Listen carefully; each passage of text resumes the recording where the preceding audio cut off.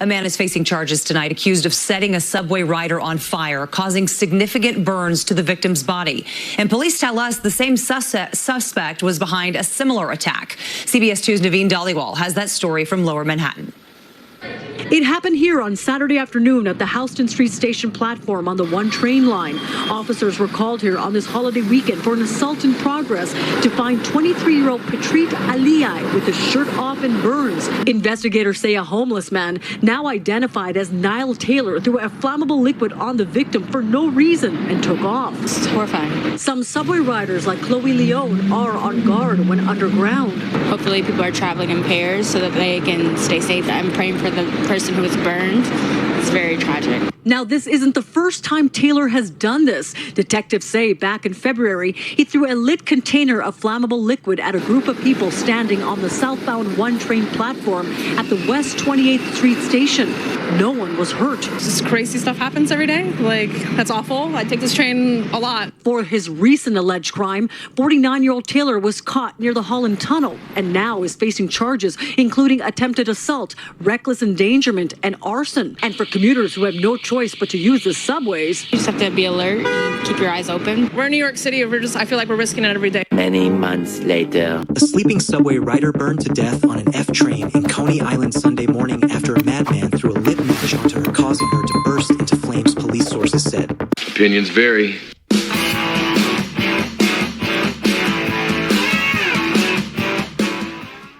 What's up, everybody? Welcome back to Opinions Varied. It's Opinions with an A. Please like, share, and subscribe. And riding the New York City subway is still a life-threatening life. I guess you're taking your life in your own hands at this point when you go on the New York City subway. I would never do it. I have no reason to do it. Therefore, I just won't, ever. I don't go into New York City. I don't cross the border of Nassau County, which is the bordering county of Queens, anymore if I don't have to. I'm from Long Island. But what's going on in New York City is just ridiculous. The New York City subway crime has been out of control for a long time. They could say whatever they want. I wouldn't feel safe riding it. I feel bad for the people that have to ride it. We've had people getting slashed. We have people getting lit on fire. So we had that incident in May, and we just had one today where a person was lit on fire and killed. So we're going to show a story first of a girl, 17-year-old, who was slashed in the face in the Bronx. This happened earlier today. And in the same day, we have a woman, as I said, set on fire and burned to death. The suspect in the slashing, not sure if that person has been caught. The suspect in the burning has been caught. So without any further ado, let's go. Now, a 17-year-old girl recovering after police say she was slashed in the face on a subway right here in the Bronx this week. News 12's Marissa Santorelli is at Sorry, it happened earlier this week in the Bronx. Wasn't today. the 149th Street station with more on the new measures in place to protect riders. Good morning. Yeah, good morning, ladies. That incident happening on the 4 train on Tuesday evening. Now, police tell us that a 17-year-old girl, well, she hopped on the subway over at the 161st Street station. That's when they say a man approached her and slashed her in the face. Now, we have a look at that suspect. I want you to take a good look at your screen here. Do you recognize this man? Police say he slashed that 17-year-old girl on her left cheek at around 4:43 p.m. on Tuesday and ran off. Now, once she arrived here at the 149th Street station, she was taken to an area hospital and thankfully is expected to be okay. But one day later, Governor Kathy Hochul announced she deployed 250 additional National Guard members here to city subway stations for the busy holiday season, bringing the total now to 1,000 members. So we have to have 1,000 soldiers in the subway in New York City because it's so out of control. But everything's fine. Crime is down. Have you been being told that for the last few years by the Democrats? Crime's down, but we have to have soldiers in the subway. And by the way, we're deploying the military to our subways. What's wrong with deploying military to help us get illegal aliens out of the country? Absolutely nothing, right? Let's go. Now, it was part of her 5-point plan she announced back in March to reduce transit crime across the city. Governor Kathy Hochul, she says it's working. She says since March, transit crime is actually down 10% across the city. It's working, everybody. It's working. You might just get slashed in the face for no reason or set on fire, but it's working.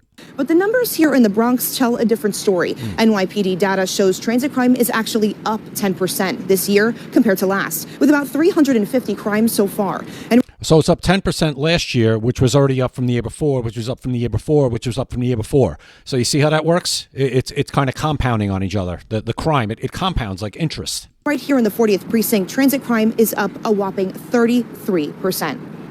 Now, at this hour, the suspected slasher, well, he is still on the run. So if you know where he might be, or even if you recognize him, police ask that you please give them a call at the Crime Stoppers hotline. That's 1-800-577-TIPS.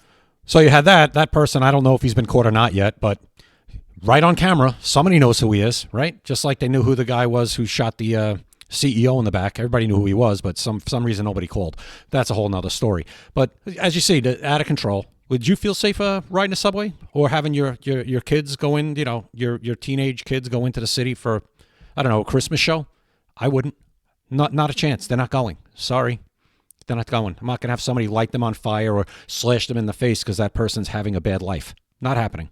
Well, let's move on to what happened today, where a woman was, as I said, set on fire and burned alive, apparently, right in broad daylight on, I believe, the F train in Brooklyn.